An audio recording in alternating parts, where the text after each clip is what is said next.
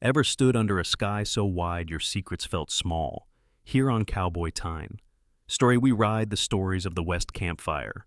Truths trail dust memories, saloon whispers. Gritty humans, sometimes messy.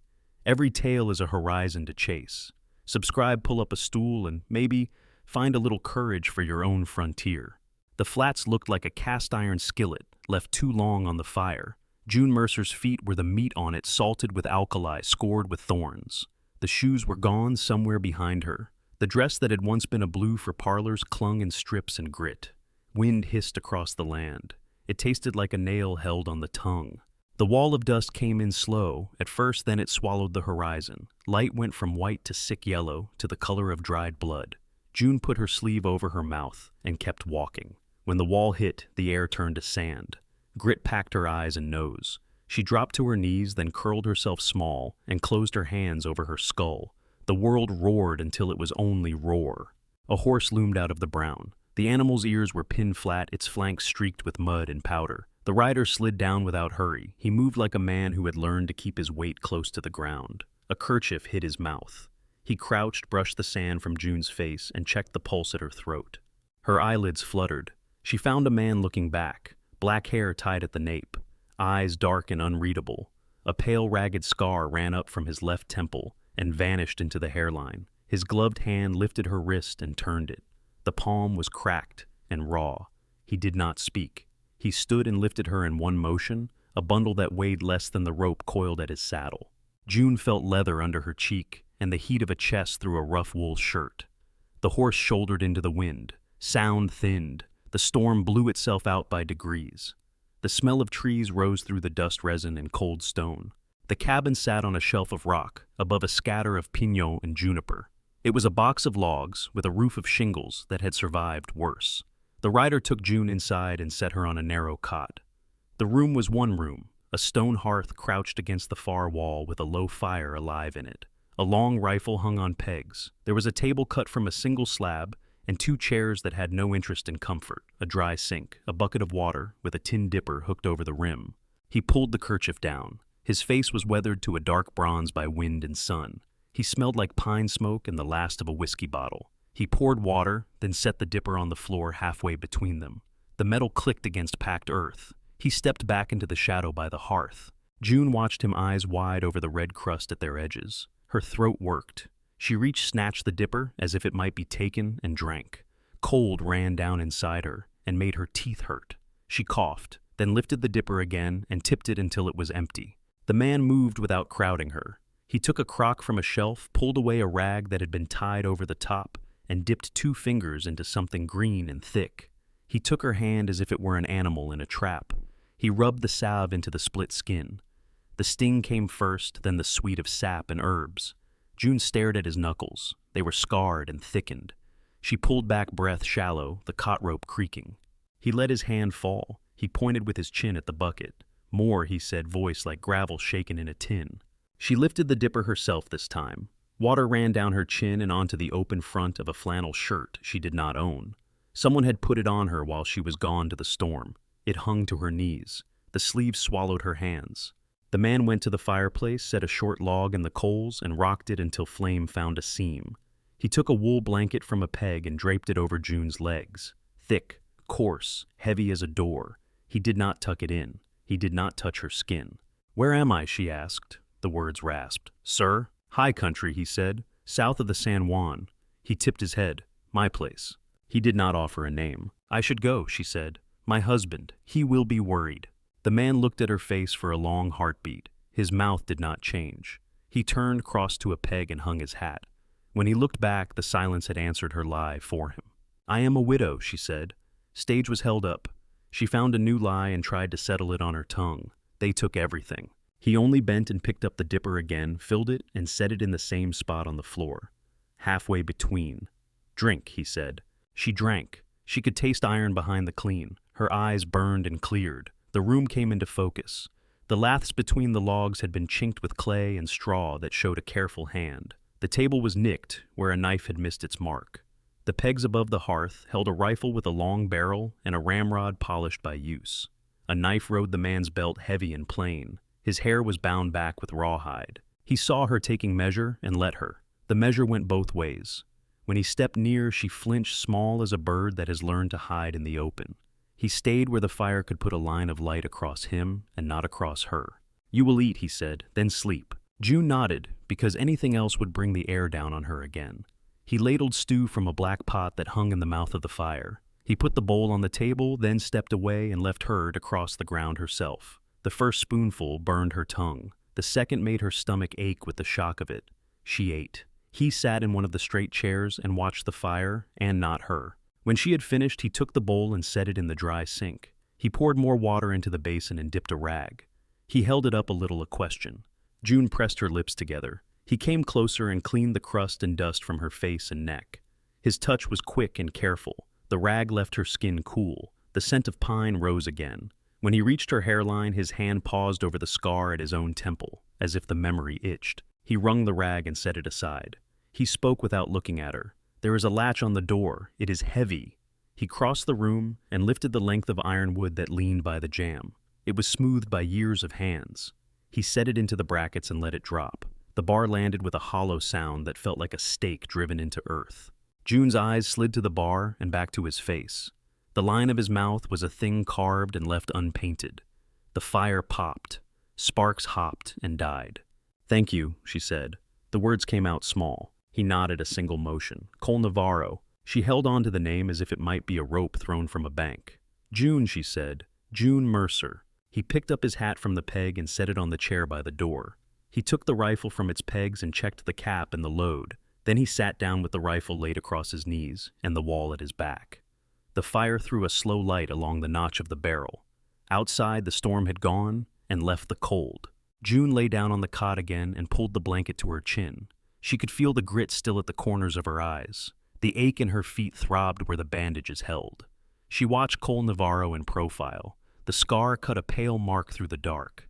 His eyes were on the door, as if there were more weather coming that only he could hear. He did not tell her it would be fine. He did not speak at all. He sat breathing slow and listened to the house, the wind in the eaves, the soft settling of heat in stone. June's breath had its own saw edge for a while. It smoothed. The latch made its own shadow across the floorboards, a black bar laid between here and out there. The room kept its small circle of warmth. The rest of the country waited beyond the chinked walls. Cole's hand rested near the rifle's trigger guard. June closed her eyes and let the blanket grow heavy. The last thing she tasted before sleep was iron, turned sweet by water. Morning came as a pale scratch at the chinked seams. The hearth held a low red that spoke when Cole breathed on it. He fed it a split of pinon and bent to the coffee kettle. The room smelled like smoke and resin and old iron. June opened her eyes under the wool and came up slow.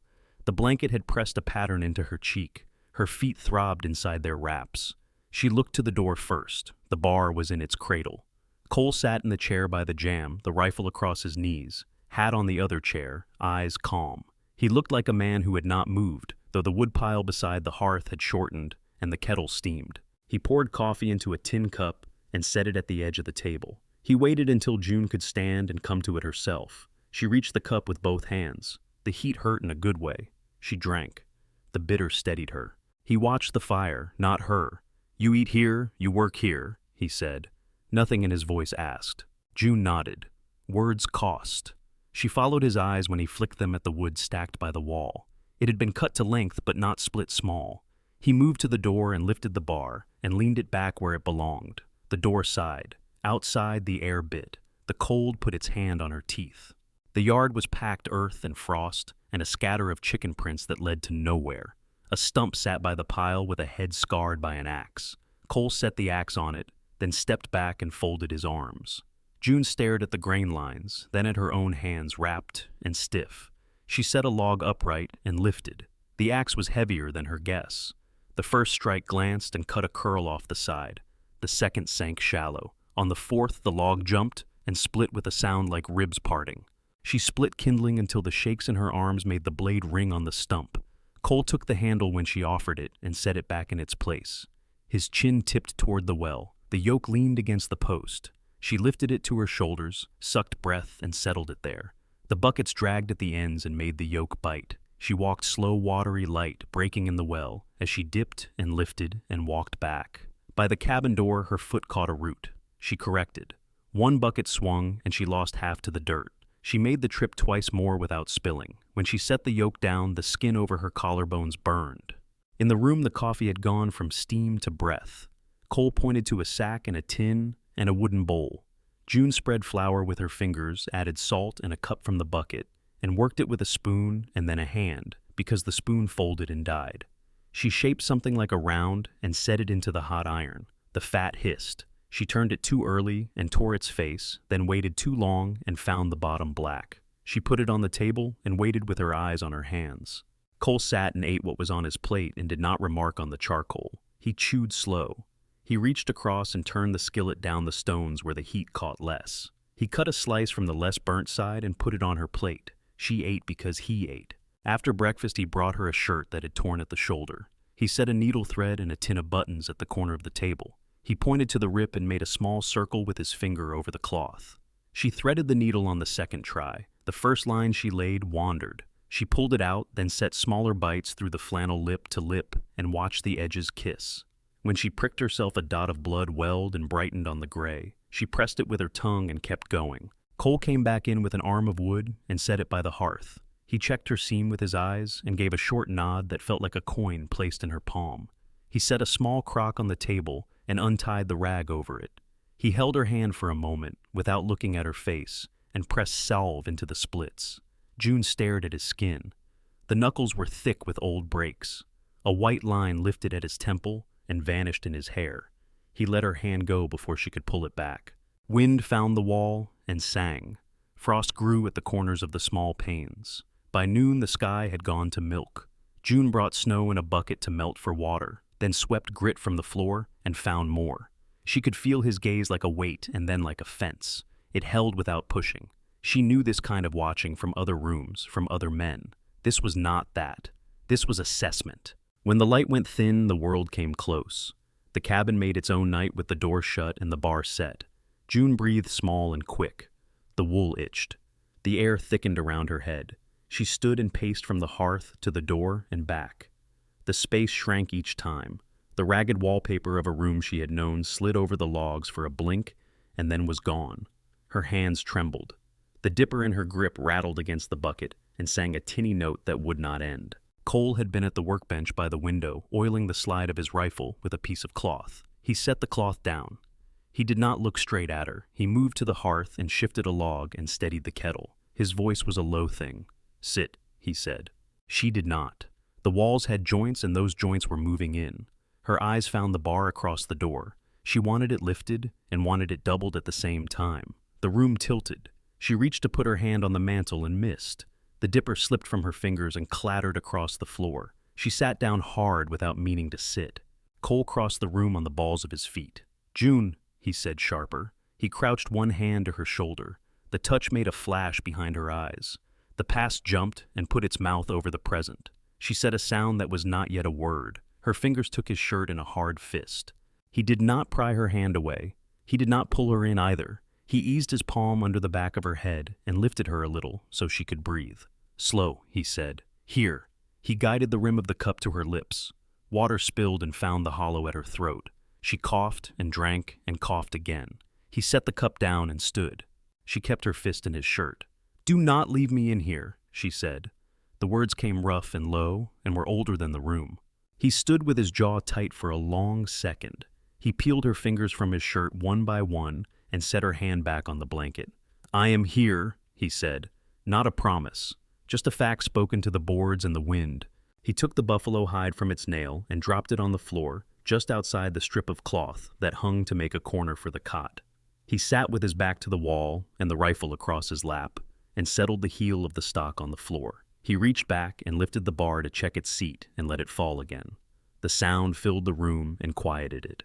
June lay back, eyes open and hot. She listened to the fire crack and the wind pull at the roof and the slow shift of his weight on the hide. He did not look in at her. He did not talk. He sat and breathed so even she could count it. She counted until her jaw loosened. The breath in her chest stopped catching on splinters. Late he rose and fed the fire and set the kettle where the heat could keep it near boil. He checked the door a last time. He rolled his neck once and sat again, his head tipped a fraction to one side, the way a hunter listens for what the land decides to send. June watched the shadow of the bar stretch along the floor and fade, then return when the fire flared. The room held. She woke after a time she could not measure with the blanket kicked down and the taste of copper gone. The storm outside had deepened. Snow hissed against the window like fine sand. Cole had not moved from his place by the door. The rifle lay quiet along his legs. His eyes were open. "Do you sleep there?" she asked. Her voice was thread. "Tonight," he said. She closed her eyes. The hiss on the glass went on. The bar held. The house breathed. Somewhere far below, water moved under ice and stone. She let the weight of the wool settle and did not fight it. The room grew small again, but now it was a smallness she could measure. Cole sat with the wall behind him, boots placed so he could stand in one motion. June turned her face into the fabric at the edge of the pillow. The salve on her hands smelled like crushed leaves. The cold made the air thin, then clean. The light fell to nothing. The cabin kept them both in its box. The night passed like a long-held breath. Snow glazed the world into a hard white crust. The sky had cleared to a thin blue you could almost hear. Cole kicked the door once to free the seal of ice shouldered through and let the cold walk in on its tall legs. June sat up on the cot, hair tangled where sleep had rubbed it against the pillow. The taste of pine smoke and old coffee clung to her tongue. Chores took the shape of the day. Cole shoveled a track to the well. June filled the buckets and carried them with the yoke biting into her shoulders. Chickens complained from under the porch and shook frost from their combs. The sun lifted a hand over the ridge and threw light that had no heat. Cole looked to the corral, then to June. He tipped his chin at the bay Appaloosa, standing rump to the wind. The horse's spotted hide made a map of dark islands on mud and snow. "Ash needs work," he said. June folded her arms across the flannel shirt and rubbed at a tear where a splinter had caught. "I can ride," she said. Her voice tried for steady. "You can sit a park horse," he said. "You will ride here." He took the bridle from a peg and went quiet in the animal's space. Ash turned one ear and then the other, then lowered his head for the bit like a bargain. Cole offered June a hand to the fence rail. She did not take it. She climbed and swung a leg over the top board, then stood looking at the horse as if the ground had tilted. Cole did not bring a saddle. He set his palm flat on the horse's wither and motioned June close. "Bareback," he said. "Feel him with your legs, hands only to guide." June gathered the hem of the oversized shirt and the ruin of a skirt and climbed. Ash blew out a breath and shifted. Her knee slid against warm hide. She got herself centered and set both hands to the thick hair of the mane without meaning to. "Let go," Cole said. "I will fall." "Then fall and get back on." June let one hand slide away, then the other. The horse moved under her like water in a barrel. She clenched everything that would clench. Cole walked at Ash's shoulder and kept one finger hooked in the cheek piece. The first turn went too wide and the second too tight. June tipped forward on a stumble and grabbed for the mane again. She caught herself and let go. The horse breathed. So did she finally. "Loosen your knees," he said. "Hold with your thighs. Do not fight the head. Ride the middle of him." She tried. Ash tossed his pole, then settled as if her spine had finally agreed to the coast of his back. Cole stepped away and let the circle widen. Snow squeaked under the hooves. The fence post went past like a slow clock. June found the rhythm and then lost it, then found it again. When Ash shivered, she shivered with him, not against him. After 3 laps, her legs shook and the small of her back burned. Cole took the cheek piece again and brought the horse to the gate. June slid off. Her thighs talked about it. She stood with her hip against the board and her breath showing. Cole gave her a look that asked nothing and said enough, the smallest nod. They went to the rifle next. The long gun from the pegs had weight like truth. Cole showed her the measure of it with his hands. He set her feet half a step apart in the yard's packed snow and nudged her boot until it made a better frame. He put her shoulder against the butt. He lifted her elbow a touch. He placed her cheek to the stock where the wood ran smooth and oil dark. "Tuck it in," he said. "If you leave a gap, it will take the gap." He set a tin can on the top rail and walked back.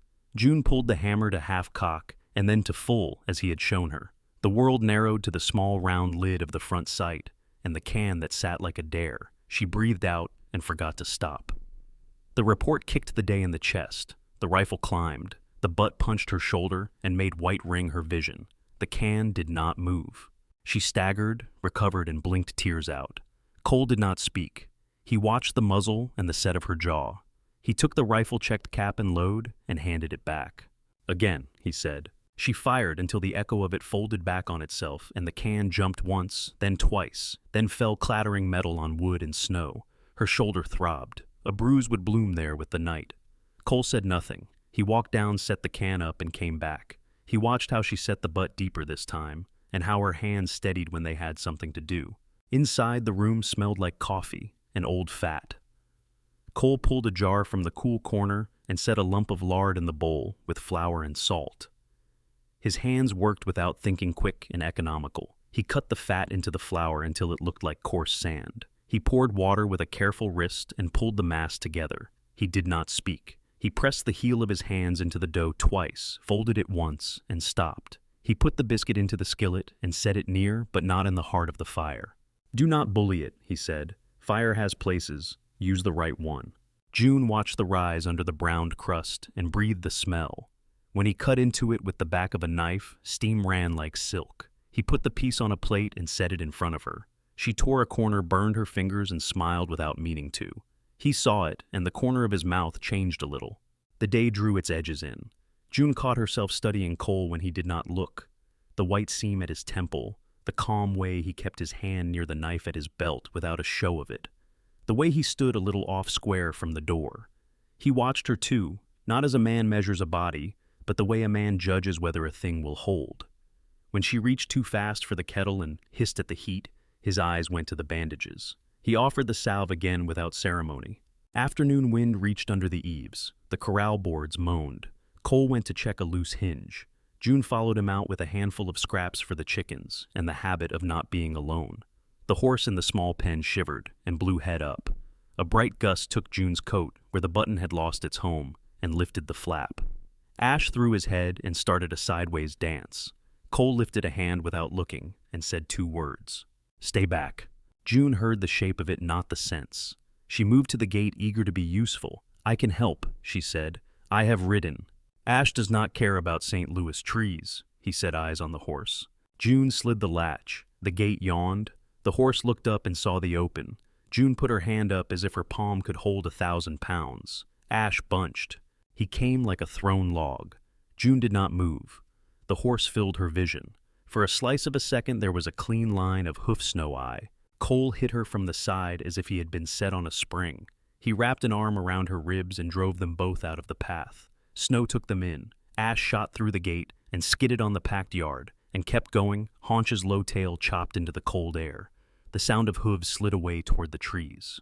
June lay in the drift and realized she had not breathed. The weight on her pinned her to the earth. Cole's chest moved against her shoulder. His breath was hot on her cheek where the wind had burned it. The smell of horse and iron and smoke sat heavy. A sound climbed out of her throat. It started small, then broke open. She had thought there was nothing left in her that could come out. She cried with her face pressed into his flannel, and her hands locked in the front of his shirt so hard the knuckles hurt. The spill of it had no order. The yard and the dust and doors and a man's hands that were not these hands.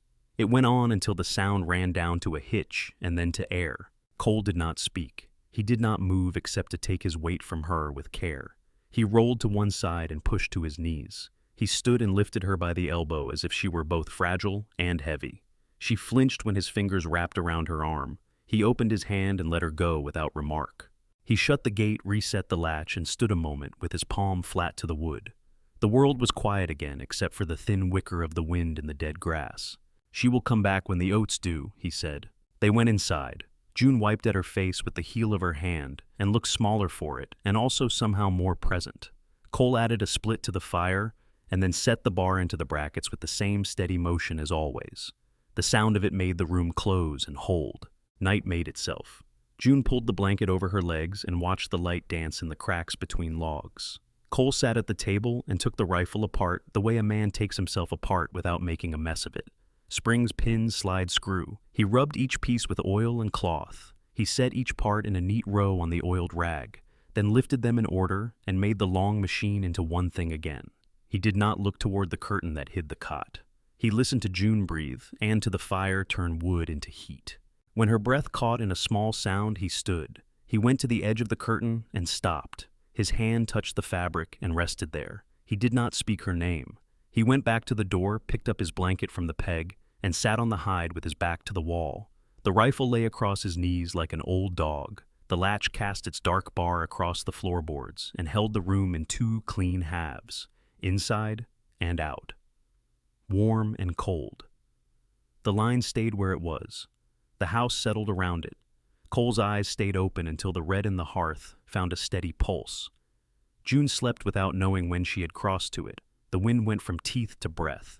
The night took its time and did not hurry. Evening pressed its blue face to the small windows.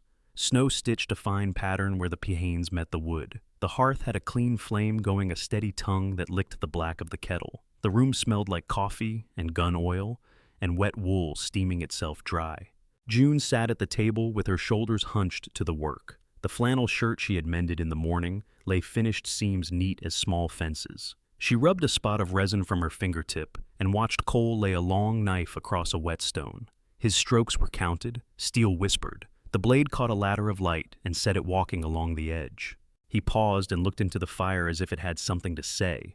The scar at his temple lifted when his jaw moved. June looked at it and then away. The words came out before she had decided she would give them. "How did you get it?" she asked. Cole did not look at her. The knife made one more pass on the stone. He set the blade aside and wiped his hands on a rag. He stood there a moment with his head lowered, as if listening beneath the noise of the room. "Canyon City," he said. "Guardhouse on the hill, 2 years." June held still. The kettle bumped and settled. "A saloon in Trinidad," he went on. "Cards. A man who did not like to lose. He had a mouth. He used it on my mother. I used a knife. He fell. They called it murder and called me the word they keep for men like me. Apache when it suited, not enough of it when it did not. Jury did not take a breath about it." He touched the pale seam with the pad of his thumb, not hard. "The guard gave me this the day I walked out. Farewell, so you remember where you came from. I came south and west and kept going until the map got thin. Built on rock, took the hard ground so I could hear a horse coming long before it got here." He let his hand fall. The knife lay on the stone clean and bright. June watched his chest rise and fall. He had told it without asking for anything in return. The telling sat in the room with them and made a new object on the shelf. She slid the mended shirt to the side and folded her hands as if she were about to pray and then did not. Her voice started small. "My husband played cards too," she said. "He played well until he did not. He liked rooms with velvet chairs and men who smelled like money. He lost the house. He lost the piano. He lost the wedding silver. When there was nothing left, he put my name on a marker and smiled like it was only paper." She set her eyes on the iron hook that held the kettle chain. She could look at iron. "Victor Pike owns a line of rooms in a town called Dennis," she said. "Lamps in red glass, curtains that do not reach the floor, a locked door with a pattern that never changed. He owns the law in that town. He owns the men who knock with their rings and then pay at the end. My husband took his hand. Pike took mine. He called it settling a debt." Her voice did not shake. It was too tired to shake. "I worked his rooms," she said. "I smiled. I learned how to put my face where my mind could not see it. One night a man met me at the stairs. He was drunk and heavy. He tore lace and skin because his hands did not know the difference. There was a bottle on the hall table. I broke it. I brought it down on his head twice. He fell. The glass did the rest. It was sharp, and I was angry. It had an easy way of going into a body. I took what Pike had in his little iron box and walked out in the last hour before dawn." She put her palms flat on the table to feel the grain. She imagined the wood floating her hands instead of holding them down. "I do not feel sorry," she said. The words made their own heat. Cole did not answer quickly. He picked up the knife and wiped it again, though it did not need it. He set it in its sheath, the leather dark, and worked smooth by years of carrying. He poured coffee into 2 cups. He pushed one toward her and did not ask if she wanted it. They drank. Steam veiled their faces for a moment and then was gone. When the cups were empty, June took in a breath that did not stop where breaths usually stop. She stood and moved to the hearth. The fire put light under her cheekbones and made her eyes look dark as river holes in spring. Cole watched her through the smoke of the hot logs. She turned and the room bent around this new center. She stood close enough to be counted as part of his light. "Does it change anything that I told you?" she asked. He held her eyes. "No," he said. Then he spoke again, and the second no was quieter. "Yes." He had been still the whole evening. He moved now without thinking about moving. He took a step and another. The knife and the cups and the whetstone were all just set dressing to this other thing. When he stopped, the space between them was gone. He lifted a hand and touched a strand of hair that had dried into a curl along her neck. His fingers were warm from the coffee cup and the work of his hands. The curl felt like a small living thing between skin and nail. He followed it down where it vanished, and his knuckles grazed the fine skin under her ear. June did not look down. She did not look away. He bent and kissed her. It started soft and not soft, the taste of coffee and salt and smoke. June made a small sound in the back of her throat. Her hand found his shirt and gripped a fistful of it. He answered that with a hand at the back of her head that knew how to hold without hurting. The quiet broke. The kiss turned into a taking of breath, the way a man takes water after long heat. It was not practice. It was the learning of a language at speed, hands making sense of the edges they met. June pressed him to the mantel with the weight of her body, before she knew she had done it. Cole pressed back and then stopped, as if a rope had snapped tight in his chest. He drew away with a sound that did not decide if it was pain or sense. He put his hand on the mantel to hold himself still. He stared at the black mouth of the hearth where the flames cut the dark into livable squares. "I am sorry," he said. The words came rough and slow. June stood with breath rising and falling fast. She looked at his hand that had steadied the latch for her, that had set the rifle across his knees, and kept nights clean. She stepped so that her body lined with his again, but she did not press. She put her palm flat on his back over the shoulder blade scar she had not yet seen. She could feel heat there. He flinched and yet did not move away. "I do not want gentle," she said. He closed his eyes and opened them. The line of his mouth held. He reached for his coat on the peg and took it down. He opened the door, and the wind came in like an animal that had been waiting on the other side. It lifted the edge of the curtain by the cot and pushed the fire until sparks ran low and died on stone. The cold found everything, then began to leave when the door shut again. June watched the bar brackets settle from the shake of it. Cole crossed the yard. She could follow him that far with her eyes through the small glass. His hat took the snow in a ring. He walked to the edge of the shelf and stood where the land fell away. He stood with his hands in the coat pockets and his head bent. The world beyond him was a bowl of blue and white that kept going. June put the cups in the dry sink and washed them and set them to dry. Her hands moved like they belonged to the room. She took a rag and wiped the table. She put the knife on its peg and the whetstone in the drawer. She lifted the bar and let it drop, and listened to the wood take the weight. She added a split to the fire and watched flames study it and accept it. Her feet remembered the ache from the long walk to this place and quieted. Cole came back when the moon had stepped free of cloud and put a cold tan of light on the floor. He shut the door and leaned the bar in place with care. His coat crackled with frost. He did not look at June. She did not speak his name. He crossed to his place by the door and sat on the hide with his back at the log wall, the rifle long in his lap. He did not take the rifle apart. He did not touch the knife. June lay down on the cot and pulled the blanket to her chin. The room held them both. The fire found its old steady again and worked at the iron of the kettle. The smell of pine warmed the cold out of the wool one thread at a time. Their breathing kept time. It was not the same rhythm, and yet it met in the space between. Snow sifted at the windows and whispered under the eaves. The scar on Cole's temple shone faint as a thread of fish belly. June stared at the ceiling and saw lines that were not wallpaper and not bars. When sleep took her, it came without a fight. Cole sat and listened to the wind pull at the world and then give it back. He watched the bar shadow grow and shrink on the floor with the roll of the flames. He set his hand on the wood beside him and felt the house breathe, and then he could breathe with it. By midweek, the flour sack was thin, and the coffee jar showed the bottom glass through the grounds.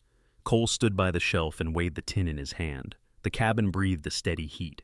Outside, the sky had gone a winter white that let sound travel far. "I will ride in," he said. June looked up from the needle she was threading. The light took a shine on the eye of it and slipped. She tried again and caught it. "How far?" she asked. "Half a day." He pulled his coat from the peg and shrugged into it. He looked at the door. "Bar it, day and night. You are the only one who comes here. Bar it anyway." He set his hat and took the rifle to check the cap and the load, then put it back on the pegs. He chose the pistol for his belt and a skinning knife and nothing else. He tied a small roll to the saddle. June brought him the empty grain sack. He took it and their last coins in a twist of cloth. He did not kiss her. He did not touch her, only gave one short nod. Her hand lifted a little and fell. He swung to the saddle and turned the Appaloosa to the cut that led down from the shelf. The horse made his careful way over frozen ruts. June stood in the wash of cold near the door and watched until man and horse dropped out of sight. She set the bar and listened for the silence that came after a rider left. Red Butte was never much of a town. A row of fronts, a church with a bell that sounded thin, a store with barrels out front, and a porch that held the dust of 10 years. Cole tied the horse at the rail and slid the rein down so the animal could lower its head. He felt eyes on his back the way a man feels a coat that does not fit. Inside the store, the air tasted of salt pork and molasses and old canvas. Shelves held what a man would need and some things he might want. Cole asked for flour and coffee and matches and boxes of cartridges. The clerk was a narrow man with a pale mustache. He measured the flour and tied the mouth of the sack with practiced hands. He kept his eyes on the knot more than on Cole. Cole counted coins on the counter. The sound of them felt loud. The clerk cleared his throat and slid the change across. A board near the door held paper notices nailed into weathered wood. Cole drifted to it out of habit. Lost horse tracks for sale, a warning about wolf bounties, and then the paper that mattered, fresh white, ink still dark. Someone had used a better hand than most. The face was a guess, the eyes were not. Lillian Mercer said the top line, also known as Lillian, theft and murder, $100 for arrest and return, last seen in Dennis. Cole stood with his hand on the edge of the board. The room pressed in and then took a step back. He had known it could be true that somewhere a hand was willing to write her down in ink. Seeing it set the blood low and hot. He lifted one corner of the paper and pried the nail free with his thumb and the blade of his pocket knife. The clerk made a sound. "Sir, that is an official posting." Cole took the edge of the next and worked it loose. The nail shrieked coming out. He folded both sheets once and again. The clerk found a place at the pickle barrel to look at for a while. Cole stepped outside with the folded papers in his fist and a box of sulfur matches in his pocket.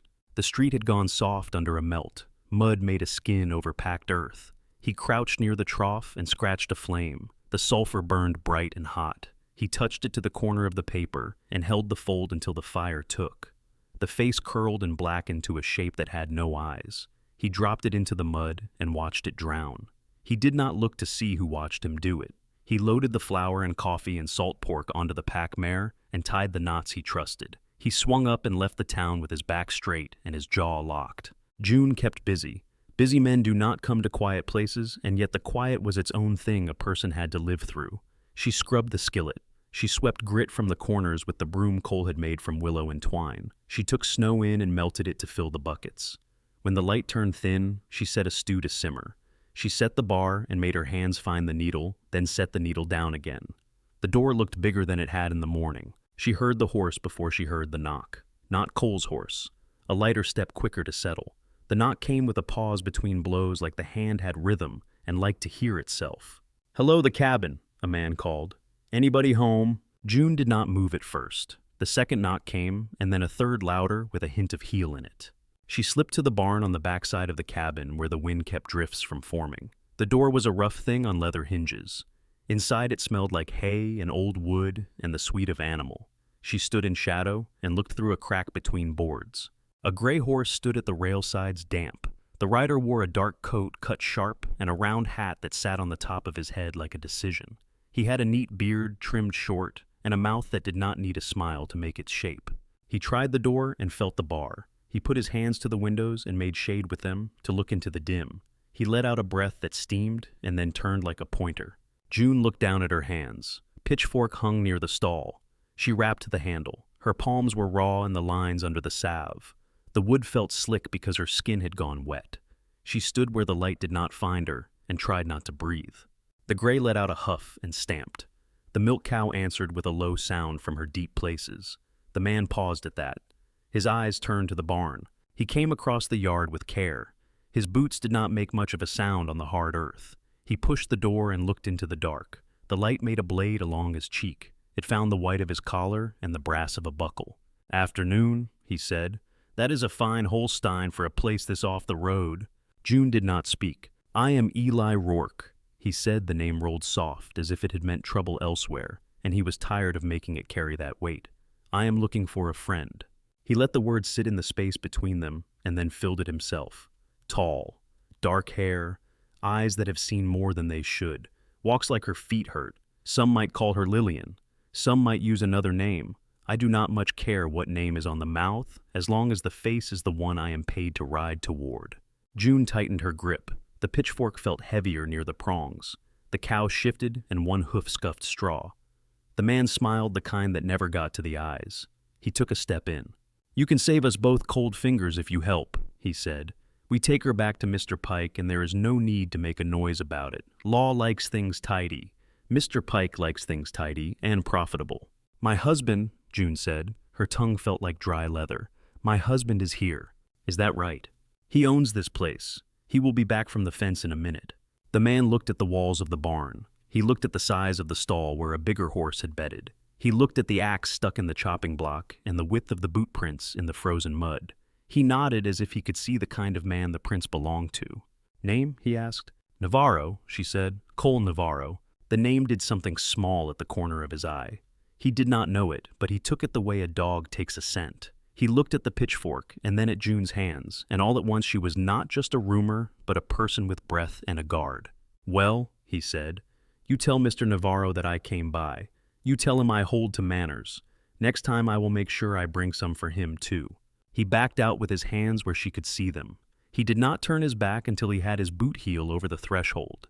He stepped to his horse and put a foot in the stirrup, then paused and looked toward the door again, toward the place where the bar would be, if a person were that kind of person. He set his weight and swung up.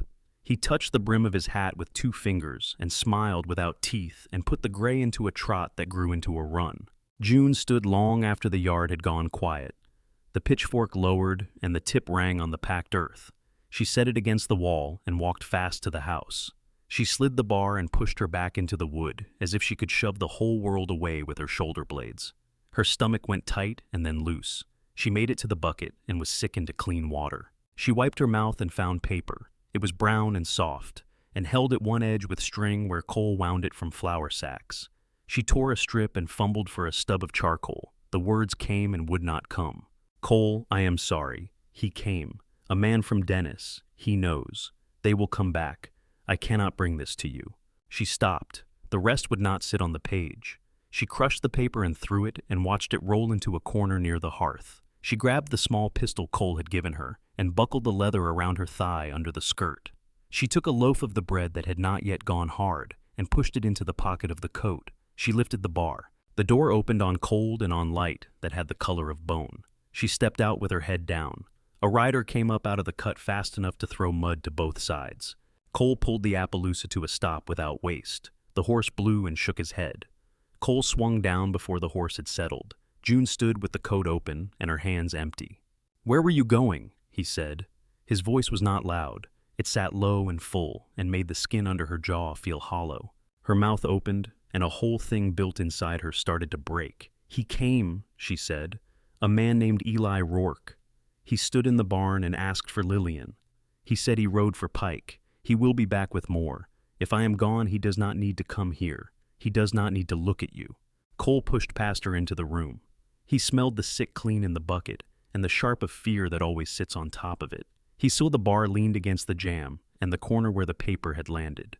He crossed and picked it up and smoothed it on the table with the heel of his hand. His eyes took in the 2 lines and the grind of charcoal. He looked at her, and the look went through her like a long nail.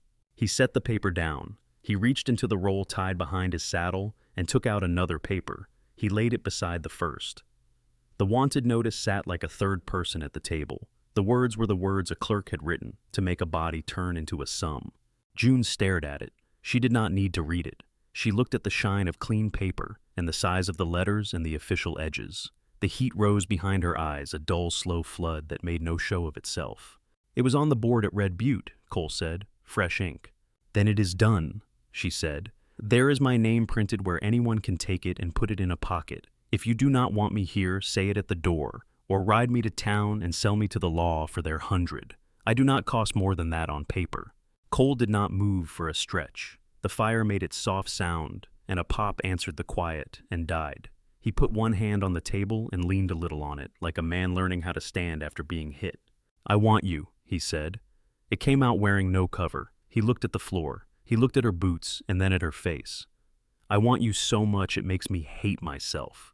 I left town as if my own belly was a fuse. I see that paper and I want to burn the whole wall." June took one step closer and then another. She stood in front of him with her hands down at her sides because she did not trust them with anything else. His eyes went darker and then steadied. "If they come," he said, "I will not hand you to them." She nodded. The nod brought breath with it. Her mouth tasted like iron and water again. "Hold fast," he said. "Bondin so fast," he said. He said it the way a man tells a rope to keep a boat at the bank while the current pulls for the Gulf. June looked at the bar in its sockets and put it down into them. The sound settled the room. Cole lifted the sack of flour and set it by the shelf. He set the coffee where coffee always sat. He hung his hat on the peg and went to the hearth. The stew had found a low simmer, while fear worked in the rest of the room. He stirred it once and put the spoon on the flat part of the hearthstone. June wiped the table with a damp rag. Her hand shook and then stopped. She set 2 bowls and 2 tin cups. The light took on the color of late and fell across the floorboards in a square. Outside, the wind pushed at the corners. Inside, the house held. Cole sat with his back to the wall and the door in his sight. June brought him a bowl and took hers to the other chair. They ate what there was. The iron of the spoon on the tin sounded like a small bell. The latch shadow drew its line between warm and cold, and neither of them crossed it. The papers lay flat on the table. The ink dried. The day went gray and held there a thin light that made edges sharp. Cole stood at the window slit and looked across the bench of rock to the ragged line of pinon. He did not point. He only said low, as if naming a weather change, "Riders." June moved without asking where. She crossed to the hearth and kicked back the buffalo hide. The trapdoor lay flush with the packed earth, a square cut with a handsaw long ago. Cole lifted it, and the smell of cold dirt rose. The root cellar was a shallow dark, with potatoes lined in straw along one wall. He pressed a small pistol into her palm. 2 barrels, oiled and heavy for its size. He slit a strip of leather and tied it to her thigh under the skirt so the gun would sit there if she needed both hands. "Close," he said, eyes on the door. "This is not for scaring. Put it to a man and finish." June nodded. Her mouth had gone dry, but her hands worked as if they belonged to the room. She climbed down the ladder, set her feet on dirt, and took one breath that did not find the bottom of her chest. Cole let the trap swing down. The buffalo hide fell back. His boots moved above her steady and quick. Hoof sounds came thin through the walls. The gray light changed when shadows crossed the small windows and the doorway slit. A horse snorted, harness jingled, then knuckles on the wood. 3 knocks, the pause between them, as smug as a grin. "Cole Navarro," a voice called. Eli Rourke had a parlor voice given to him by a tailor. "We do not want you. We want what belongs to Mr. Pike. Send her out and the day stays quiet." The voice rolled under the floorboards and found June. She closed her eyes. She tucked the derringer closer to her skin and let her other hand find a potato for no reason except it was round and whole. "This is my land," Cole said. He did not raise his tone. "Ride off it. Do not be foolish. There are 3 of us and you are one. Pike says the girl breathes. He needs her to keep doing so. I cannot say the same for you." A scrape at the door. The heavy bar took the first push and the second, then a third, that made the wood complain. Someone had found a log to use as a ram. The hinges creaked. Cole moved to the window slit and set the long rifle in it. The report cracked inside the cabin and turned the air thick. Outside, a man shouted a thin sound high with surprise. Return fire came back in a hurry. 2 rounds buried in log. A third found glass and made a small rain on the floor. "Stop playing and open it," Rourke said. The next hit drove the latch pins a notch. Another, and the bar split its bracket. The door jumped. A boot heel came through the gap, and then a shoulder. The door gave with a rush and slammed the wall. Cold fell into the room with the men. Mud tracked over the threshold. They jostled to come in and then spread like water, one to the left, one to the table, one with a limp to the doorframe to cover the yard with his rifle. Cole dropped the spent rifle and drew the pistol. The first man lunged. Cole hit him with the butt and made a wedge of the table that crashed and turned the space narrow. The second came in with a short knife and the smell of tobacco. He slashed and the knife found a piece of Cole's coat and skin under it. The cut lit like fire where it opened. Cole answered with his fist. Bone met bone. The man's head snapped. The limp man at the door steadied and fired blind into the room. A chip of log shot past Cole's ear. They swarmed him because numbers made sense. Chairs went over, tin rattled, a skillet jumped, then spun across the floor and died against a boot. A punch found Cole's stomach and pushed breath out. They drove him to the far corner and took him down the way men do who have done it before, fast and dirt honest. A knee in the spine, rope over the wrists, the knot made with joy rather than care. June heard the rope fibers creak. She heard a table leg drag. She stood on the cellar ladder and put her hand to the square above. The wood stayed where it was. She let it be and tried to measure the sounds. "Make him face the door," Rourke said. He sounded pleased and a little out of breath. "Let him watch us ride away with the lady." A fist landed and Cole took it without a sound. Another landed and the sound came because a body is a bell and rings when struck hard enough. June pressed her knuckles to her teeth until she tasted salt and iron. The Derringer sat cold and waiting against her leg. "Come now, Lillian," Rourke called. His boots thumped toward the center of the room. "No need to be shy. Cellar is a fair guess. I would hate to smoke you out. Mr. Pike prefers a whole face for his room. His rooms and son?" Silence made a shape June recognized. The shape of a room with a door and a man with a ring. She pushed the square. The buffalo hide slid and the trapdoor lifted. Light from the hearth climbed down and lit the ladder. June came up fast because if she went slow, her body would not go at all. She stood and took in the room in one swallow. The table on its side. A chair upright with Cole tied to it. His face a mess of color, one eye open like a dark coin. Two men standing, one on the floor by the door with a bandage turned dirty and a rifle under his hand. Rourke smiled. It did not reach anything that mattered. He stepped to June and took her wrist with 2 fingers as if testing a pulse. "Good girl," he said softly. "Just sit it softly." June did not pull back. Her face had no expression left to put on. She looked at Cole. He held her with the eye he could still use. "Untie him," Rourke told the broad man with the knife. "I want him to watch." The man cut the rope on Cole's wrists. The strands fell like shed skin. Cole did not rise. He went backward instead with a violence that looked like falling. He threw the weight of his body and the chair into the broad man's knees. Wood and bone collided. The man howled and went down. Cole came up slow and mean, rope ends trailing the chair back, still tied to him like a half shell. He caught the overturned slab of pine that had been the table and heaved it across the room. The limp man fumbled his rifle and fired wild. A hole appeared in the ceiling and cold came down through it. Rourke dragged June to the side and reached for his gun. Cole's pistol had skittered out of reach. The broad man rose with blood in his mouth and the knife in his hand. He drove it forward. The blade went into Cole's side high and slid until it met rib. Heat spread there as if a pan of grease had tipped over on him. Cole bellowed. Boom! The sound pulled from his gut. He smashed the broad man's head against the dirt once and then again. The second time made a sound that cut him off. The limp man tried to work his bolt with hands suddenly stupid. June reached the broken door jamb where the ram had chewed wood free and lifted a length of splintered pine as long as her arm. She swung. The club struck the rifle, took it past the man's hands, and broke the stock. She swung again at his leg where it looked strong. Something gave. He went to the floor with a cry that started loud and went thin. Rourke shoved June and went for Cole. They met in the doorway where the porch made a narrow. Mud slicked under their boots. Cole's breath came ragged. Rourke's face had gone pale around the mouth, but his eyes were bright. He moved fast and mean, and had learned to fight against bigger men by closing the space. He drove a knee up and found Cole's hip. Cole's vision buzzed. Rourke drew his pistol with his right hand and shoved with his left to make room. June saw Rourke's arm lift, and the gun moved to find Cole's ribs. She saw the knife handle standing out from the wet dark at Cole's side. Cole reached his own blood, wrapped his hand on the worn wood, and pulled. Pain took the map of the world away and then gave it back in a new shape. He did not think. He threw. The knife tumbled end over end with the slow look of a thing that should not arrive in time. The point caught Rourke just under the jaw where skin is thin and secrets live. His eyes widened like a man seeing the bottom of a river. He took one half step, then folded forward and went down into the mud. The gun left his hand and slid to a stop against a boot and lay there like something that had been made and did not know what to do next. Silence stood up in the yard. The only sound was the leak of snowmelt from the roof and the hard breath of the living.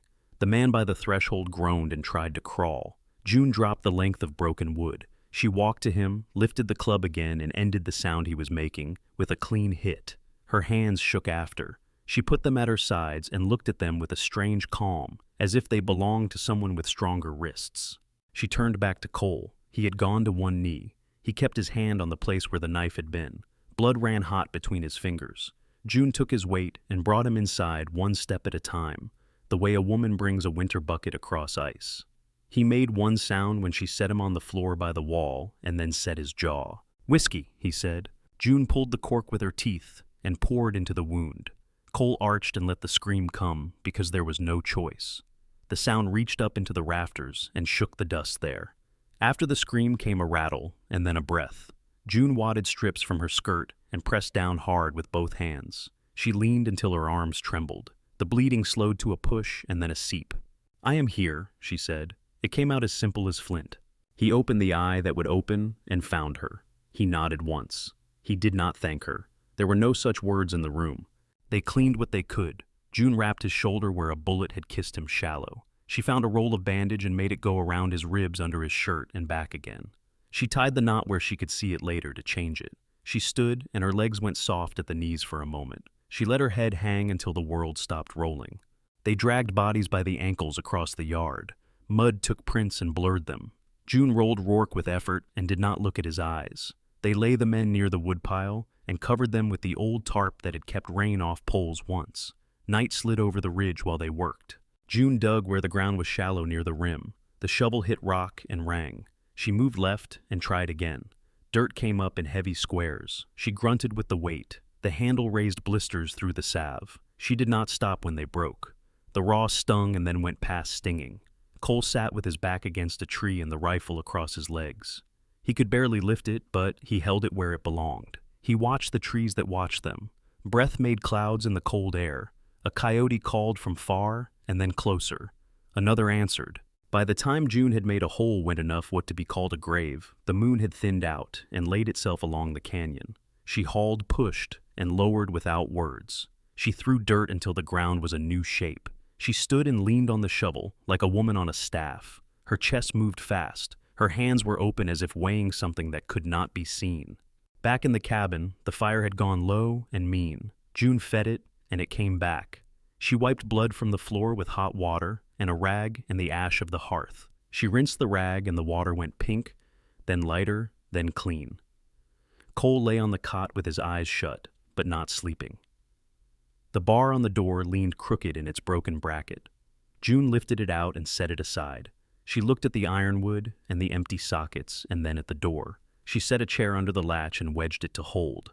She pulled Cole's blanket over him, then sat with the rifle across her lap and her feet planted. The room looked larger with the table on its side and the chair missing a leg. The window had a new hole where you could see a sliver of the night. Cole breathed shallow first and then deeper. June watched the line of his chest and counted the way she had counted his breaths when fear made the walls small. The kettle hummed at the edge of the coals. Snow whispered at the glass. Outside, the trees held their own counsel. Inside, the house carried quieter sounds, like a body after a fight, old bones settling, heart deciding to beat again. Dawn came thin and cold. The chair wedged under the latch had slipped a finger's width in the night. June straightened it and stood still to listen. The cabin held its own breath. Cole lay with his eyes open, not resting, but not drowning either. The bandage at his side had gone from bright to the brown of old leaves. "We go," he said. "Today," she answered. He eased upright, and the pain put a white edge on his mouth. June bound him tighter. Her hands were sure now.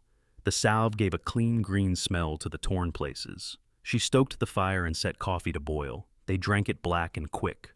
They moved through the room like people touching the last of a life. June found the pistol that had slid under the table during the fight. She wiped it, capped it, set it on the shelf with the other tools. Cole checked the long rifle by feel and nodded at the click and the catch. June took a coil of rope, a whetstone tinder, and a tin, a small bag of needles and buttons because a shirt ripping in wind can be worse than hunger. She pulled the busted bar from its brackets and laid it along the hearth. The ironwood looked like a bone. Outside, the air bit hard. June walked to the rim and sank the shovel in dirt. She was not praying. She was making sure the mounds had settled and the coyotes had not come. They had not. The ground held. When she came back in, Cole had a knife in his hand and was cutting slow. He stood with one palm on the wall for balance. He carved 4 letters into the pine beside the hearth, careful, so each cut stayed true. June. The knife quivered in his fist when he finished. He stepped aside. She took it from him. The handle was warm. The point bit wood without fuss the way it had gone into other things. Cole. The name sat close, shallow scars waiting to darken. He looked at them once and then stopped looking. He found the hat, he slung the rifle. He gave the room a measure with his eyes, not a farewell so much as a count. June pinched the fire to coals and left the kettle full for whoever would stand in this doorway after them, if anyone ever did. They packed slow and smart, a blanket roll and a sack of flour that was not full, bacon rind, salt coffee, cartridges half a box, the buffalo hide, a sewing tin that clicked when it shut. Cole got a hand under the saddle and held while June pulled the cinch and tied the knot. She led the Appaloosa out and tied the pack mare to the tail so they would follow in a line like beads. Cole climbed with care. He had to breathe through the climb and sit a moment once he was there. June put a hand to his boot and felt the tremor in the leather. They left in gray light. Snow kept the ground quiet. They did not look back when the cabin fell behind the piñon. The trail down the shelf was a thin ribbon cut by years. June put the mare where the hoofs had already learned and walked ahead with the lead rope loose so if she slipped, she would not pull them down with her. Cole rode above her pail and set the rifle in a scabbard he could reach with his left hand. The first day was a small one by design. They made a low camp where a boulder shouldered wind off their backs. June built a fire from dry sticks found under ledges. She watered the horses and rubbed them down with her scarf. She changed the bandage by lantern light. Cole swallowed whiskey and kept his eyes on a knot in the ceiling of rock until he could talk again. The second day split into hours and small tasks. Boil coffee, walk, rest, walk. She learned the sound the pack mare made when the coil on the saddle began to work loose. She learned the way the Appaloosa stumbled when Cole lost attention, and how to say the horse's name under her breath until it picked its feet up again. She learned the weight of the rope across her palm when the lead went tight, because the world had tilted and she had not felt it. They found the river by joining a set of tracks that had been good decisions for other men. Cottonwoods held the bank. The water wore winter dark and fast. Where the trees thinned, a scatter of shacks and a larger building stood like a jaw with one tooth. The trading post fence was stout. 2 wagons rested inside the yard under a canvas lean, both older than their owners but not dead. Cole drew the Appaloosa into the shade of the tree line. He swung down and made the world hold still by putting both hands to the saddle horn and breathing. He wiped his brow and left his palm there. June touched his wrist. "You stay out of the yard," she said. He nodded. He was a hard thing to miss in a new place. She took the lead rope and the last of their coins. She did not look back because looking back rattles a person. The trader inside smelled of smoke and fur and old leather. He had hands like a man who used them for making more than counting. He looked at June and then at her hands where the bandages had rubbed thin. He did not ask questions first. He waited to see which ones the room would ask by itself. "I need a wagon," June said. "One that rolls." He looked at the yard and back at her. "I have one that tries. One that does fine if you do fine by it. Ox to pull. Mean as vinegar, but steady." "What price?" she asked. "Pack mare against it. Saddle if it is sound. Coins if you want flour, salt, bacon, axle grease, and a pinch of matches on top." June thought of the bodies under dirt and the coins that had come from their pockets. She set them on the counter wrapped in a bit of rag. The trader's eyes did a small count. He did not lift the rag. He put his palm on it and slid it closer. "Name," he said. "June," she said. "June Vale." She did not change her voice. She did not look at the shelf where a ledger might be. He nodded the way a man nods to a truth he can carry without breaking his back. He stepped to the yard and shouted for a boy that belonged to the place. They greased axles and checked the hoops that held the canvas. They spread the blanket over the wagon bed and found one rotten board and replaced it with a plank that had a nail hole near one end like a knuckle. The ox stood with its dull eyes and a switch of tail, a beast made of patience.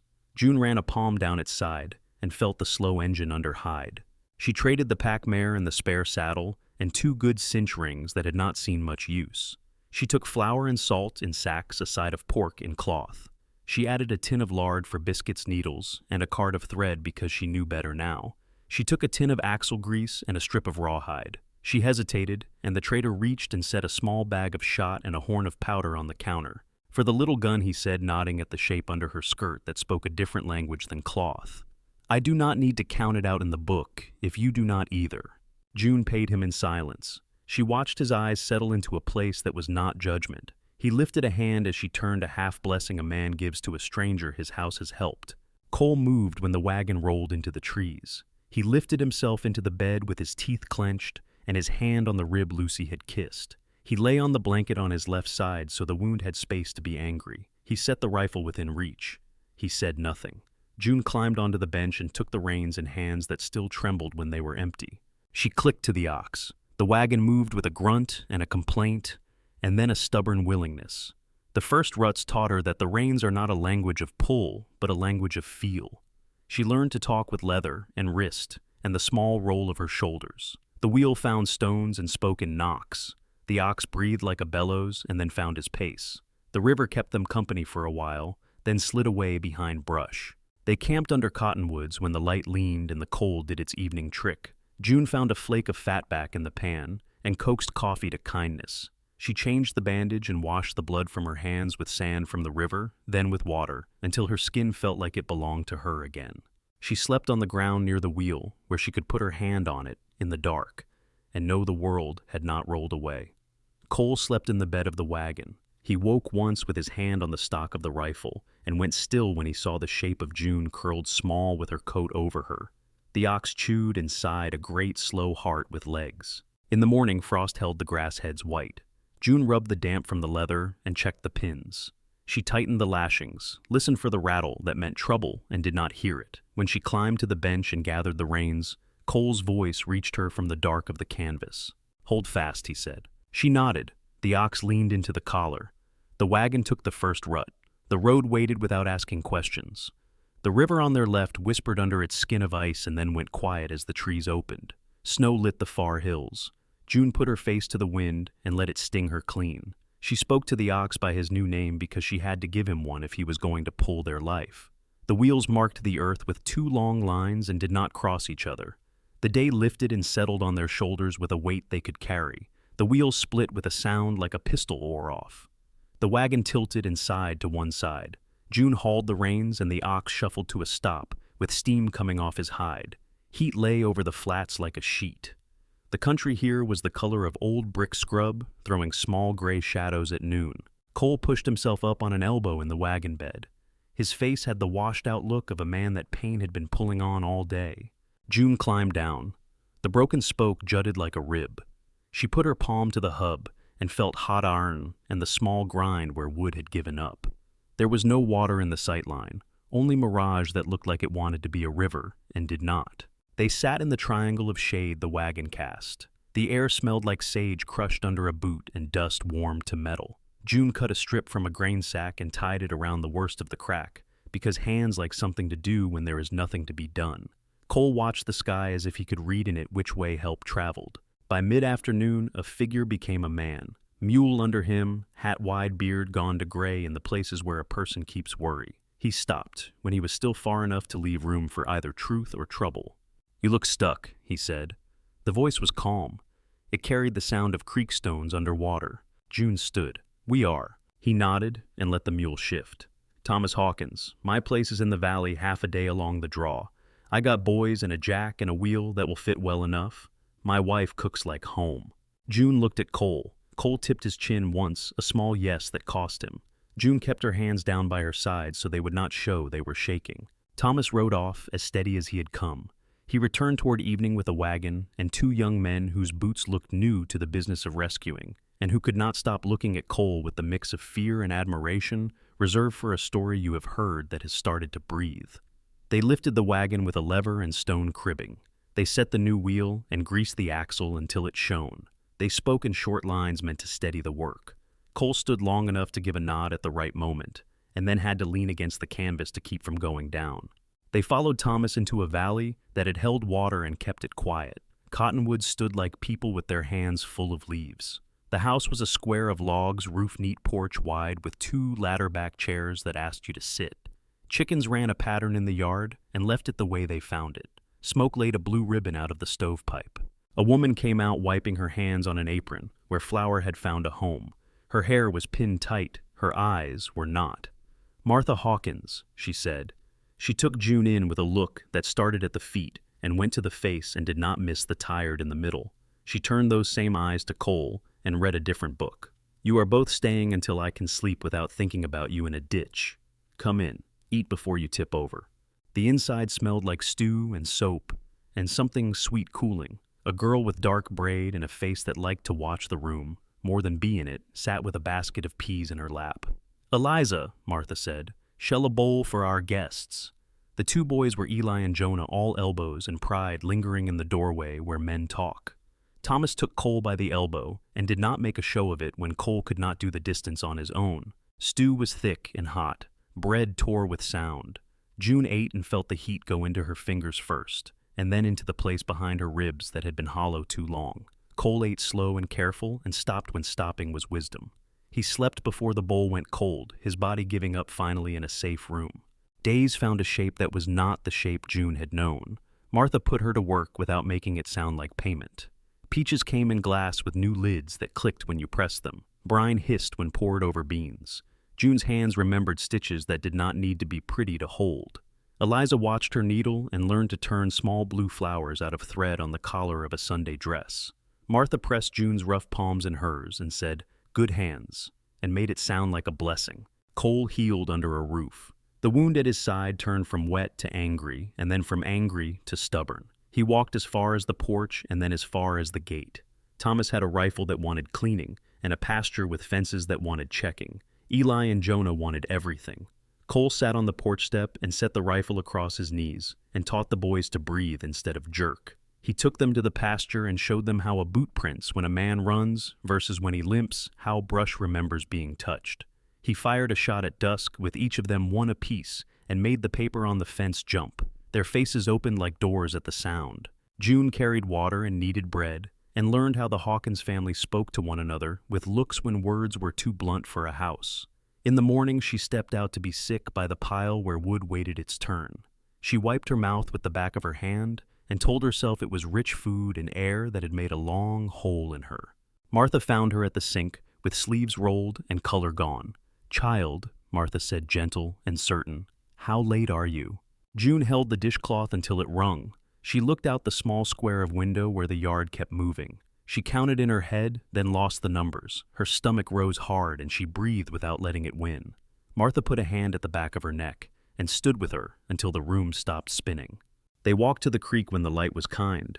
Water moved the way June wanted to move. She told Cole there. He had been skimming stones and watching how they spoke when they hit. The first thing his face did was go empty. Then something broke in him that made no sound. He bent to the willow and put his hand on it and went to his knees like it had taken him by the belt. He did not pray. He said, "No," quiet as if refusing a drink that would undo him. "I am not a thing that makes a father," he said. It came out the way men say what they have taught themselves to believe. "I have blood that carries knives in it. I have a cage in my bones. I am not a good man for a small thing." June knelt in the wet grass and took his face in both hands. Her palms had cuts that had healed while she was not looking. She held him like a man can be held without breaking him. "Good did not save me," she said. "Good sold me with a polite voice. You sat by a door that scared me and did not open it. You bled in my house and never turned your face away. If a child is coming, it will not need paper words. It will need a door that stays shut to what is outside and stays open to what is in here. You know that work." He did not answer with words. He pressed his forehead to her collarbone and breathed until the world came back through his nose. The willow leaned them both with shade. The creek repeated its lesson. Thomas cut 2 rings from cottonwood, thin and pale. He rubbed them with oil until they shone a little. On a Sunday, he put his book on the porch rail and asked the family to stand. Cole wore a clean shirt that did not fit his shoulders, but wanted to. June wore a dress Martha had turned out of a bolt they kept for company, blue, the way sky pretends it is gentle. Eliza scattered clover on the step because it put her hands to use. Eli and Jonah tried to look like men and failed and were proud of it. Thomas said the words that make a house out of 2 people that can already hold a room on their own. He did not speak long. He did not make promises for them. He gave them the rings. Cole slid the circle onto June's finger with a hand that looked too rough for it and was exactly right. June did the same for him. The cottonwood under their skin felt like a secret made solid. Martha kissed June and smelled like flour and soap and onion skins. Thomas shook Cole's hand and kept it in both of his for a second that said more than luck. The boys took Cole behind the shed and asked him questions they would deny later. Eliza laced June into her dress as if her fingers were making a spell. That evening, June sat in a ladder-back chair on the porch and let the boards creak under her heels. The light went to honey and then to the color of a bruise that has decided to heal. Cole stood in the yard with Eli and Jonah and showed them how to sight along a fence line by aiming at the smallest thing they could see. The porch smelled like sun and pine pitch and the clean before rain. June put her hand flat on the porch post where hands had polished it. She felt where the grain had been turned slick by years. The feeling carried up her arm to her shoulder and then to the place under her heart that had gone strange since the morning sickness started. She closed her eyes and saw the bar in the old cabin, and then saw that here there was no bar at all, only a door that opened onto a porch where you could sit and watch someone you love on a square of earth that belonged to people who knew your name. Cole came up the steps and set a palm on her hair to find out if it still felt like silk by firelight. She reached up and caught his wrist. The scar at his temple caught the last of the sun and turned thin and pale. "Hold fast," he said. She did. The porch held with them. The house breathed. The creek kept its music low. The valley folded them for the night and did not ask for anything in return. They left when the cottonwoods turned the creek to a ribbon of coins. Thomas and Martha loaded a wagon that had less opinion than the last one and put a yoke of oxen in front that kept their heads down and pulled like work was prayer. Eli and Jonah shook Cole's hand and looked like they wanted to stand taller. Eliza hugged June quick, then pressed a packet of dried apricots into her palm as if secrets tasted sweet. Martha held June longer than a polite goodbye allows. The older woman touched June's cheek and only said soft, that bread rises if you let it, and babies come when they choose. Thomas shook Cole's hand with both of his and put a small pouch of nails in his pocket. Nails are a blessing a man can count. The wagon rolled out under a sky that was all blue and thin cloud like breath.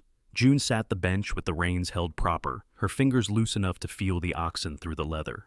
Cole lay in the bed under the canvas with the rifle near his hand and a knit blanket over his knees. He could sit up now without the world going gray. He did not test it often. They followed the wide valley road until it pinched, then took the trail that went north by Mercy and Habit. Day made a plan for them without asking. Break camp, light a small fire, coffee and bacon rind, pack water, pull the canvas tight, check wheel pins, tie lashings. June tied a little brass bell to the rear spring with a loop of rawhide. Cole had taught her that, at the edge of morning, his voice sandpaper soft. If you hear the bell when you should not, something has loosened that should not. June talked to the oxen because names make beasts and people mind better. She called the big white one Bishop because he stepped steady and turned slow. She called the red one Pick because he picked his way like a miner in a bad seam. Bishop leaned into the collars until the leather creaked. Pick grunted and matched him. On grades, June set the brake by feel. She learned to throw a wedge of rock behind the wheel before it rolled too eager. On the side hill runs, she let her hips find the same cant as the axle and breathed with the wagon. The leather in her hands told her what the front wheels had found before her eyes did. Ruts spoke. The wheels answered with knocks or silence. At noon, she walked to stretch her legs. Cole watched her from the bed and saw how her back had learned a new language that was not fear. At camp, Cole took the stew spoon like he held a tool he could use without breaking. He cut meat in clean squares and set them to brown. June made biscuits with lard and only turned them twice. The smell of flour and fat and coffee settled under the canvas and made the evening feel like a small house. They crossed country that knew red rock and pale dust and sudden green near creeks. They saw antelope like arrowheads moving with no wasted line. They skirted towns that were not worth walking through, just a row of fronts and a smell of beer that made June's stomach pitch. They traded for salt, in a place where the store had no windows left, and a boy behind the counter watched Cole's hands more than his face. Rain came once and left the world smelling like pennies. They sheltered the wagon under cottonwoods and watched water draw itself into beads on the canvas edge, then fall in a silver line. June slept to the sound of it and dreamed of a room with no door. She woke with her hand on the wheel. The wood answered warm. Snow fell once, thin more a thought than a weather, just a shawl the hills tried on. By then the road had tipped toward the northwest. Pines stood closer together. The air thinned and sharpened and kept its own counsel. They followed the Bitterroot River because a river is an honest guide. It led them past meadows that would wear summer better, past benches of land that looked like they could hold a roof without begrudging it. The mountains rose against a hard sky, and the river made a clean sound that you could drink with your ears. June saw the place before Cole said it, a flat of ground above the bend with a scatter of fir and a sweep of riverstone at the edge. The slope behind would keep wind off. The trees would give straight walls. The river would bring fish and a way of washing that did not feel like stealing. She set the brake and sat. Cole eased up and swung his legs over the side of the wagon bed. He stood slow, the way a man puts respectfully into his feet for the first time after a long lay. He looked at the place as if measuring it with a string tied to his heart. He did not smile. His face loosened, which was more. They set camp and let it be more than camp. Cole marked the rectangle with his boot heel and then with stakes. June held the other end of the line and pulled it tight. They cut and carried and stacked. Cole's wound tugged at him when he lifted, so he lifted smarter. He taught June how to set a notch and not split the log beside it. Her hands blistered, then toughened. She learned the feel of a good strike on a wedge that makes the wood admit a truth it had not wanted to. The first day raised 2 walls, the second raised 2 more, and the promise of a roof. They made a doorway that faced the river. June ran her hand along the sill and felt the place where the hands would polish it. They worked until light folded. Then they sat on a log where a porch would be and ate from a single plate and did not speak much because quiet belonged here the way it had not belonged in other places. Coyotes sang a county away. The river kept to its talk. Snow came for real while they were still filling gaps with moss and clay. They worked with gloves and breath white on the air. They put a roof on and a chimney of flat stone that sat like a tooth at the corner. When June lit the first fire and the smoke went up and out instead of back in, she laughed once and clapped one hand over her mouth like a girl. Cole's eyes found the laugh and held it for a second. The door had no bar. Cole made a latch that could hold true from inside and outside. He set a peg where a rifle could lean.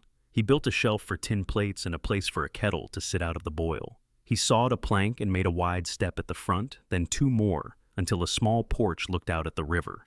He put his hand on the post and pressed as if asking the wood to remember them and hold. June's body swelled slow. She wore her coat more often and sat now and then on the step with a hand low on her belly, not thinking thoughts so much as listening. She took less weight when they lifted more, when they cooked and sewed. She set a bed of straw that would take wool. She folded small cloth into squares and set them above the hearth where the heat would make them softer. The smell in the cabin turned to wood and soap and a faint sweetness like new-cut spruce. Labor took her on a night that had the air pressed down with snow. It started as a tightness she ground her teeth against and kept moving through. Then it set hooks and pulled and did not let go. June gripped the edge of the table and breathed like she had learned to breathe for a rifle shot. Cole moved the bench aside and set hot water by the hearth and laid clean cloth within reach. He did not try to say so many words. He put his big hand at the small of her back and let her push her weight into it. Hours went to pieces. Pain had its own clock. June cursed into her sleeve and then laughed, and then did neither because breath needed its own room. She pushed and cried out that she could not. Cole's voice broke and told her yes because he could not let the no live in the cabin. He wiped her face with a cool rag and held a cup to her mouth when the space between pains allowed a swallow. He hated the helpless in his body more than any man he had faced. He would have bled another time if that would have made this easier, but this was a fight that did not ask him. When the child came, there was a silence so loud it shook his bones. June lay back with her hair stuck to her forehead and her hands open as if she had nothing left to hold. Cole's heart went quiet, then started again when the wail rose, thin and certain, a sound like a river over stones. He sat down hard on the floor with his back to the bed and put his face in his hands and wept like a man that had been holding weight with his teeth and finally set it down. June smiled through tears that had nothing to do with pain. He washed the child clumsy and careful and wrapped him in a shirt he had not yet worn and set him on June's chest. The small body rooted and found what it wanted. Cole watched until he could breathe without counting and then looked at June. "Name?" he said. His voice was a thing scraped and honest. She looked past him to the window, where snow was shouldering down, and the river kept its voice under the ice. She looked back at the small face, and at Cole's hands scarred and clean for this minute. "Rio como," she said, "for what never stops and never goes backward." Cole smiled with just his eyes. He ran a finger over the child's dark hair, then pressed his thumb gentle to the soft place above the brow, as if to bless without knowing how. June closed her eyes and slept, because that is what her body knew to do after work rightly done. Cole sat in the chair he had made with a knife and a plane and kept watch. The fire worked slow and steady. The river kept talking to itself. Snow built a roof over the cabin and did not collapse it. Morning put a pale coin on the floor. Cole stood stiff and knew and opened the door. Cold reached in to touch the warm and then stepped back. The porch boards had a skin of white. He saw the clean tracks of a fox near the woodpile and the wide prints of the oxen where they had slept with their breath steaming like kettles. He turned and looked at the bed where June lay with Rio, asleep in the curve of her arm. He did not try to name what the room had become. He put a hand on the doorpost and whispered to the wood to keep standing. He made coffee and burnt the first biscuits and threw them out for the fox. The second pan came out better. June woke and ate with eyes half closed, one hand on the child. Cole sat on the edge of the bed and rested his palm over the small ribs that lifted and fell. June leaned her head into his shoulder, and the room felt larger for it. Sun found the river and made a bright line. The porch held the weight of their steps. The door had no bar. Cole set a new latch that clicked soft and sure. When he lifted Rio and the boy grabbed his thumb with a will out of all proportion to size, Cole laughed once out loud. June smiled and said nothing. The winter settled against the walls and the roof. Inside the house learned the sound of 3 people breathing. The bell at the back spring did not ring. The nails Thomas had given Cole waited in their small pouch for the day a post needed to remember a promise. Spring rose from the river slow as steam. Ice went to panes of light that cracked and drifted. The cottonwoods lifted green the way a man lifts his head after a long illness. The porch held the sun for a few hours each morning and warmed the boards through. June set a loaf to rise and stepped outside with the baby on her hip. Rio had a fist that knew how to close on anything it wanted. He found a curl of her hair and held it like proof. His eyes were dark and alert, what a watch already working. Cole stood by the new corral with a length of rawhide in his hands. The Appaloosa blew and switched his tail. Cole said one word and the horse settled. He did not look back when June came down the step. He knew the sound of her feet. She handed Rio over. Cole took the weight as if it were a tool shaped to his palm. The boy leaned into the line of his chest and made a small, satisfied sound. Cole bent and spoke close to the small ear. He did not hurry the words. "No one takes what is ours," he said. "This ground, this house, us." June listened and felt the words set like posts. The river kept its own talk under the birds. She crossed the yard and put her hand on the corral rail. The wood was warm where Sun had been. Cole looked at her over the soft dark of the boy's hair, and his mouth changed into a slow grin, rare as a shy animal. He gave Rio back and fetched the spade. They walked to the patch of earth he had turned with patience on days when the wind kept them close. June knelt and pressed peas into the row, 2 fingers to a hole, then another 2 at a small measure. Dirt fell soft over the seeds. Her hands had new callus along the base of the fingers. The old cuts had healed to pale lines. When she looked up, Cole was watching the set of her back with something that was not pride and not hunger and was both. Later, he made a crib from clear pine. He planed the boards until they gave a little shine under oil. He cut the slats even and true. He set a notch for a finger to catch when you lifted it.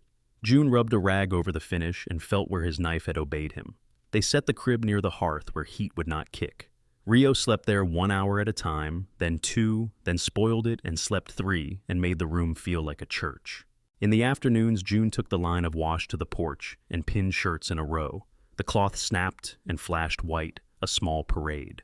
Cole set a peg on the inside of the door where a rifle could sit with the barrel easy to the hand. He set a simple latch on the door that clicked without weight. No bar. June tested it with a thumb. The latch answered. She lifted it again just to hear it. They fished the bend once the runoff cleared. Cole showed June how to cast under the willows where the current turned back on itself. She watched the line lay down like thread and drew it in slow. Her first fish flashed and ran. She laughed when it fought, and the laugh cracked the quiet into bright pieces that did not hurt anyone. Cole watched the ripples settle, and the way the light found the scar at his temple and turned it faint. Evening came wide and soft. They ate on the step with their knees near touching. The stew had more than salt in it now.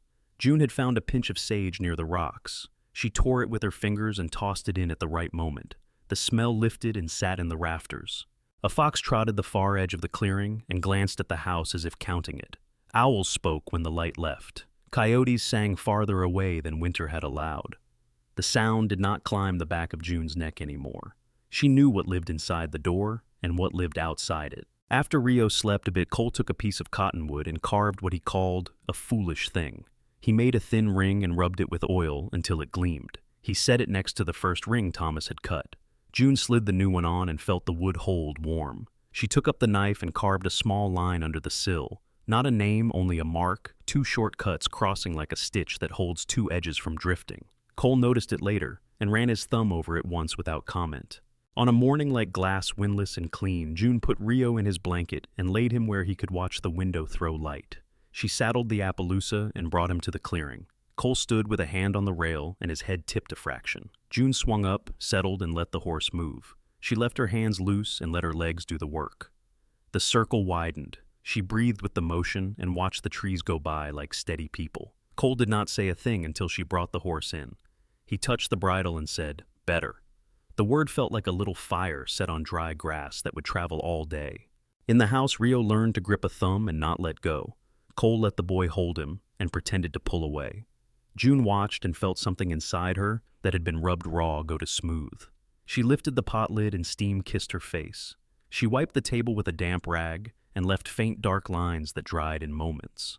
That afternoon, a wind came up and ran its fingers under the eaves. It was not the hard kind. It was a boy of a wind that wanted to be bigger and would not. June stood in the doorway and watched the porch boards move from shadow to light as the sun went behind a cloud and then returned. She set her palm on the post. The wood had learned their hands and took the weight without question. Cole came behind her, with Rio seated on his arm like a small king. The boy watched the bright and the shadow and did not look away when they traded places. June put her head against Cole's shoulder. He smelled like wood dust and coffee and clean sweat. He was too big for the doorway, and that had always been true. "You are still too big," she said. He turned his head a little and looked down the line of his arm at the boy and then at her. He smiled the rare smile and let it stay where she could see it. "Hold fast," he said. She leaned into him and felt the words go through him to the post and into the step and out into the ground. Rio made a sound, as if he understood, and caught the front of Cole's shirt in a clutch that meant he did not plan to fall. The river talked to itself beyond the trees. The latch made its small, honest click when June shut the door for the evening. It was enough sound to claim a house. They ate with the window open. The smell of new grass came in with the cool. June fed the fire a small split, and the small split answered by taking flame. Cole set the rifle on its peg and the knife on the shelf. He did not sit with his back to the wall. He sat where he could see June and the crib both. He watched them until the room took their shapes like it had agreed to keep them. Night settled. The three of them breathed in the same rhythm until it did not matter whose air had started the pattern. The porch held the dark kindly. The river kept to its course. The house made the sounds of a place that will stand. June closed her eyes and dreamed without doors. Cole lay with his hand open on the blanket where the boy could find it. The latch held true. The wind moved along the roofline like a hand that knew what it touched. The promise they had made lived in the plain words they used and did not need more. Thank you so much for listening to today's story. If this story resonated with you or made you reflect, I'd love to hear your thoughts, so feel free to share them in the comments below. And don't forget to like, subscribe, and hit the notification bell so you won't miss the next story.